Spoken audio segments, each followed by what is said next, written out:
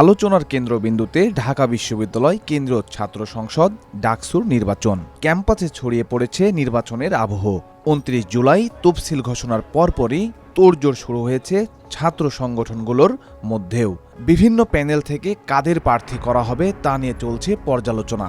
ছাত্র সংগঠনগুলোর পক্ষ থেকে বলা হচ্ছে, যারা সাধারণ শিক্ষার্থীদের কাছে অধিক গ্রহণযোগ্য তাদেরই প্রার্থী তালিকায় এগিয়ে রাখা হবে। কোন ছাত্র সংগঠন থেকে কাদের প্রার্থী করা হচ্ছে সেই প্রশ্ন এখন শিক্ষার্থীদের মধ্যে। তবে মনোনয়ন সংগ্রহের সময় এখন অনেকটা বাকি থাকায় প্যানেল বা প্রার্থী ঘোষণায় সময় নেওয়া হচ্ছে বলে জানিয়েছেন বিভিন্ন সংগঠনের নেতারা। ছাত্র জনতার অভ্যুত্থানের পর গড়ে ওঠা গণতান্ত্রিক ছাত্র সংসদ বলছে, অভ্যুত্থানে নেতৃত্ব দেওয়াদেরই প্রার্থী হিসেবে গুরুত্ব দেবে তারা। একই সঙ্গে কাদের নেতৃত্বে এই প্যানেল হবে তাও জানিয়েছে সংগঠনটি। এখন পর্যন্ত আমাদের প্যানেলের নেতৃত্বে কাদের ভাই আমরা থাকছি, এতটুকু আমরা বলতে পারি আপনাদেরকে।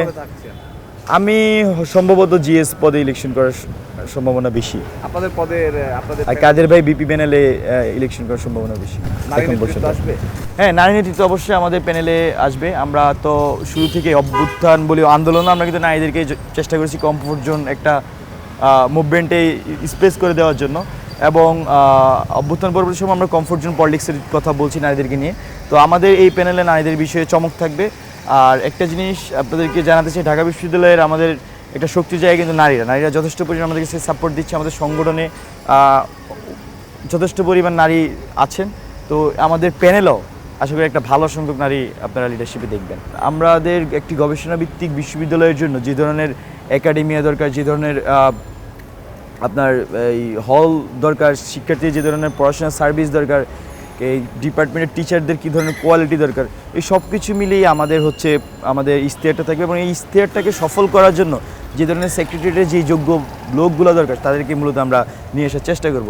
কিন্তু আমাদের সংগঠনের পাশাপাশি যারা অন্যান্য ক্যাপেবল পার্সন ক্যাম্পাসে রিকগনাইজড লিডারশিপ আছে এবং সে টেকনোক্রেটও যারা আছেন তাদেরকে আমরা আমাদের প্যানেলে যুক্ত করব। অভ্যুত্থানে যারা লিড দিয়েছেন তারা তো আমাদের অবশ্যই প্রায়োরিটি লিস্টে থাকবেন। নারী প্রার্থী থাকবে না কেন? যারা শিক্ষার্থীদের কাছে পরিচিত, শিক্ষার্থীদের মধ্যে কাজ করছেন, তাদের মধ্য থেকেই প্রার্থী ঘোষণা করা হবে বলে জানিয়েছে ছাত্র শিবির। থাকবে তাদের নারী প্রার্থীও। আমাদের আসলে কে প্রার্থী সেটা প্রার্থিতা জমাদান এবং প্রত্যাহারের যে ডেডলাইন, এই সময়টার মধ্যে আমরা ইনশাল্লাহ অফিসিয়ালি অ্যানাউন্স করবো কে আমাদের কি প্রার্থী। তবে আমরা হল এবং বিশ্ববিদ্যালয়ে প্রত্যেক ক্যাটাগরির প্যানেলেই বা পদে আমাদের সমর্থিত কিংবা আমাদের প্রার্থী নিশ্চয়ই থাকবে। এখন আমাদের প্যানেলের রূপরেখা কেমন হবে, কে প্রার্থী হবে না, এটা যখন এই প্রার্থীতা জমাদান এবং প্রত্যাহারের টাইমটা আসবে সেই সময়টাতে আমরা অফিসিয়ালি অ্যানাউন্স করবো। চমকের কিছু নয়, আমরা তো আর আকাশ থেকে মানুষ ধরে নিয়ে আসবো না।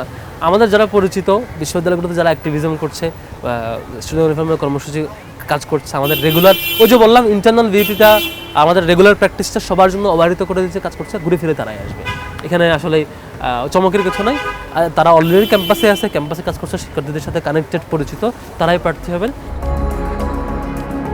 ডাকসুতে যারা বিভিন্ন প্যানেল থেকে প্রার্থী হবেন বা স্বতন্ত্রভাবে লড়বেন, তাদের সঙ্গে যেন লড়াই করতে পারে এমন প্রার্থী বাছাই করবে ছাত্রদল। এখনো পর্যন্ত আমাদের এগুলো চলমান রয়েছে, আমাদের একটি টিম কাজ করছে, আমরা নিজেরাও কাজ করছি।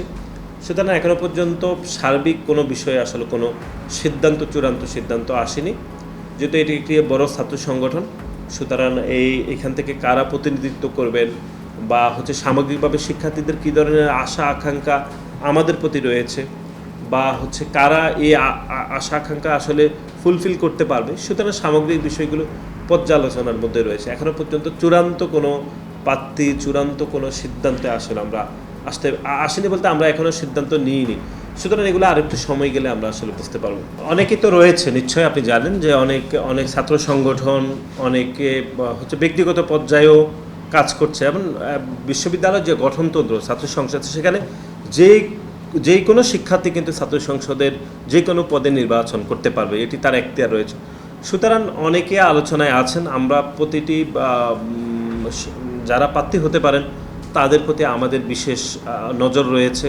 তার বিপরীতে ছাত্রদলে কীরকম প্রার্থী আসতে পারে বা কারা আসলে প্রতিদ্বন্দ্বিতা করতে পারে, আমরা সবাইকে গুরুত্ব দিচ্ছি।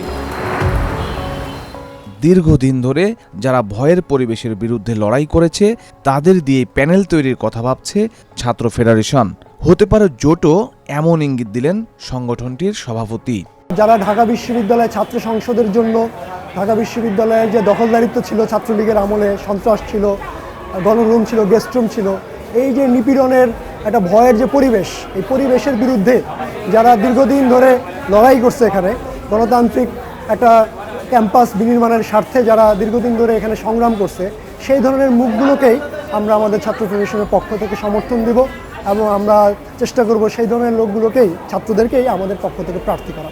মাত্র তো ছাত্র সংসদের ঘোষণা আসছে, ফলে আমরা এখনও এটা নিয়ে কাজ করতেছি। আমরা মনে করি যে খুব শীঘ্রই আমরা আমাদের আলোচনার মধ্য দিয়ে আমরা প্যানেল হোক, সেটা এককভাবে হোক কিংবা সেটা যৌথভাবে হোক, বিভিন্নভাবে আমরা সেটা দিতে পারি, সেটা নির্বাচনী কৌশলের ব্যাপার।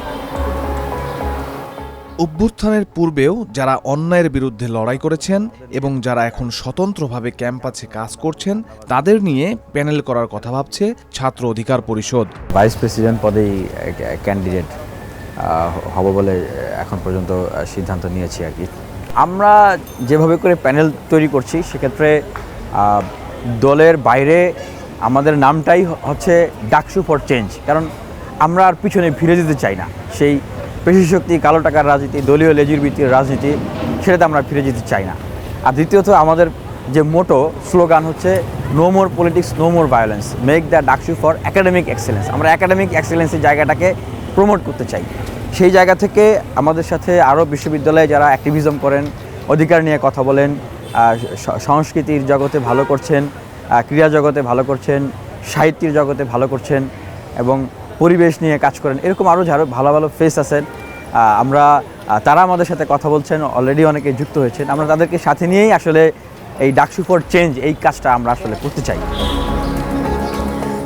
গণ অভ্যুত্থানের পর পরিবর্তিত পরিস্থিতিতে ঢাকা বিশ্ববিদ্যালয় কেন্দ্রীয় ছাত্র সংসদ, ডাকসু ও হল সংসদ নির্বাচন হতে যাচ্ছে।